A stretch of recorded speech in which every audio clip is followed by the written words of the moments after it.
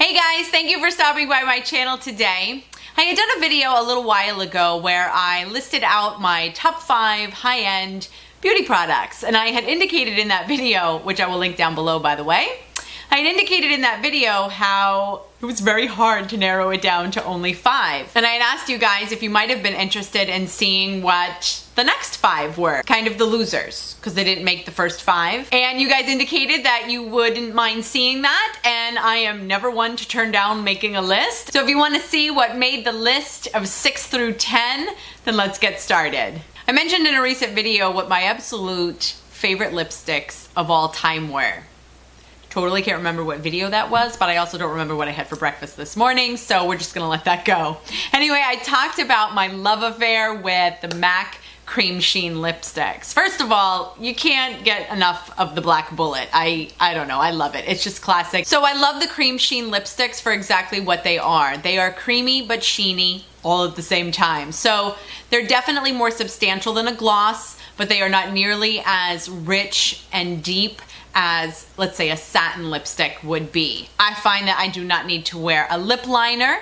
They come in a variety of colors. They are moisturizing without having to reapply like every hour the way you have to do with some lip glosses because they're just too slick and slippery. My favorite lipstick probably of all time is the Cremesheen shade called Modesty. Modesty is just a muted mauve-y tone with a little bit of purple in it, but not too much that it's outrageous. And it's like, oh my god, I need a lipstick. I'm going to throw Modesty in my bag. I never travel without it. My favorite peachy nude is called Shy Girl.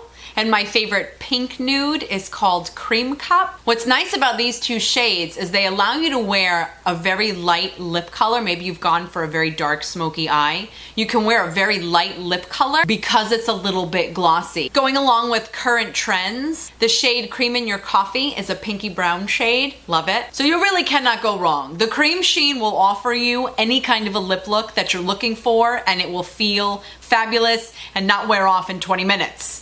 Score. My next high-end favorite is actually a total surprise to me. It's the Laura Mercier Translucent Loose Setting Powder. If you've seen a couple of my tutorials, I always talk about how I cannot work with loose powder. I'm like a 5-year-old. I am such a mess.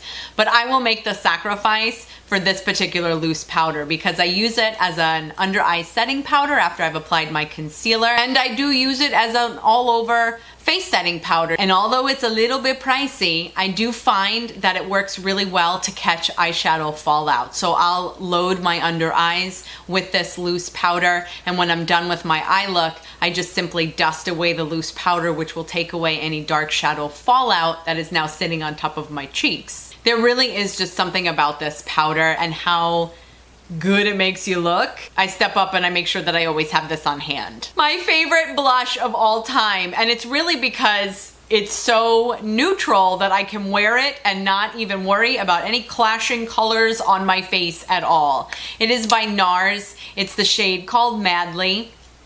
It doesn't swatch very well. In some lights, it looks a little bit mauve-y pink. In other lights, it looks a little bit kind of tanny neutral.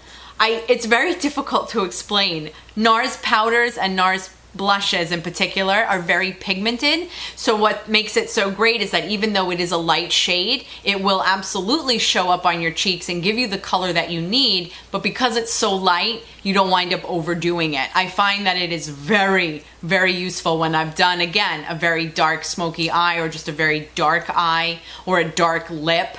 I never travel without it. It is always on hand, and sometimes it's even the only thing I ever bring because I can then be creative with eyeshadow colors and lip colors, and I'm like, oh bam, Nars, Madly, on the cheeks, I'm set to go. At this point, when it comes to highlighters, which I haven't mentioned either today or in that initial top 5 list, I might have been inclined to go with Becca. Becca makes gorgeous highlighters. They are absolutely worth the price, but I feel like they're so fabulous that sometimes they're a little bit hard to work with. And I've indicated before that I don't ever really want a very strong highlight simply because I've got combination to oily skin and I glow from within all on my own. And so I always look for more subtle, more muted highlighters.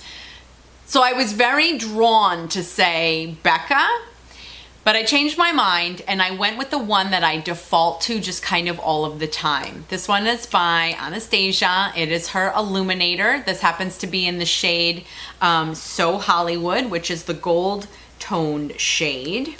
Now there are a lot of gold toned shades on the market. They're put out by MAC, Charlotte Tilbury. I've actually reviewed a number of those and I will link those videos down below as well. And I think they're gorgeous too. What I love about the Anastasia one is that it is ridiculously buildable. It does not go on strongly on first application so that you are in control of how much you want to glow. And so the Anastasia highlighters, they come in 4 shades. So if you've got a more cool toned skin tone, there is one that's not quite as gold because sometimes that might clash for you. So I really think she hit all of the boxes of needs when it comes to highlighters, or illuminators as she likes to call herself. But again, primarily I appreciate the fact that it shows up, but that it's buildable and in my control about how much it shows up. My last high-end favorite, which would be number 10, although it's not actually ranked number 10, you know, it's just kind of all in groupings. It's somewhere between 6 and 10. Is actually a brush. Now, I've talked before about how I love some of the brushes that come from drugstores or from online that are very, very affordable. Morphe brushes, Real Techniques, Sonia Kashuk. I recently want to add to that list the new Wet n Wild brushes. They're like $3 and they're fabulous. However, I do not think there is another brush like the MAC 242. This is primarily sold as an eyelid shader brush. It is very, very tight and very, very narrow.